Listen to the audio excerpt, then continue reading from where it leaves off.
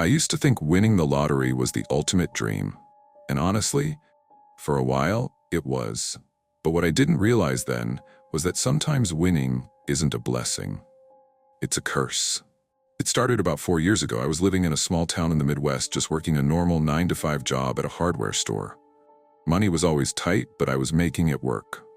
One night, on the way home from work, I stopped at this old gas station. I had a couple of crumpled bills in my pocket and decided just for fun to grab a lottery ticket. I'd bought tickets before, but never really cared. Most of the time, they were a waste of money. But that night, everything changed. The next morning, I was sitting at my kitchen table, sipping coffee and checking the numbers. And there they were. Every single number matched. I wasn't rich, but I had just won $2 million. More money than I'd ever seen in my life. At first, it felt like pure bliss. I quit my job, paid off my car, even helped my mom with her medical bills. I didn't flaunt it too much, but word got around fast.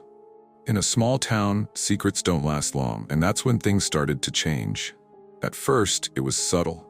Old friends I hadn't spoken to in years suddenly wanted to hang out. Family members I barely knew started asking for help, bills, cars, just a little loan. Even strangers in town would look at me differently, like I was a walking stack of dollar bills instead of a person. But the worst part was the attention I didn't ask for. One night, I noticed a car following me. I was on a back road heading home, and every turn I made, they made too. When I pulled into my driveway, the car slowed in front of my house before driving off.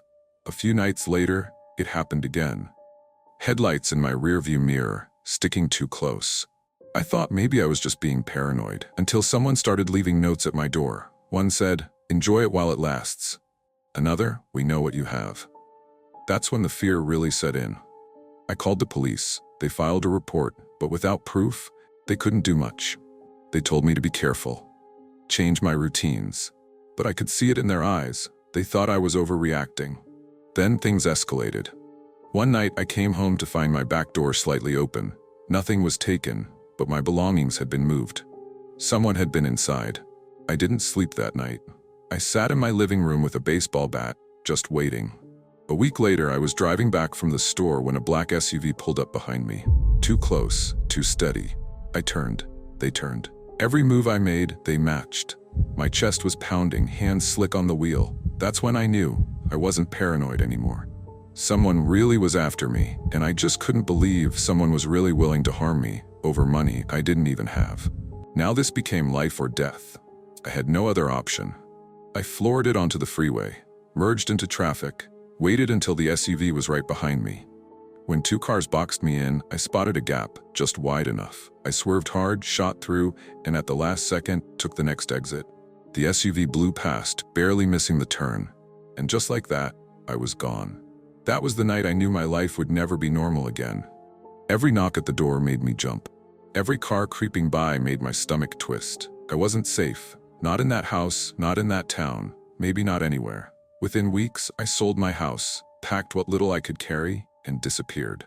I didn't tell anyone where I was going. Not my friends, not even my closest family. I just left. Now I live in a different state, under a different name. The money's still there, but I live quietly, carefully. I never flash it, never trust easily, and I'm always looking over my shoulder.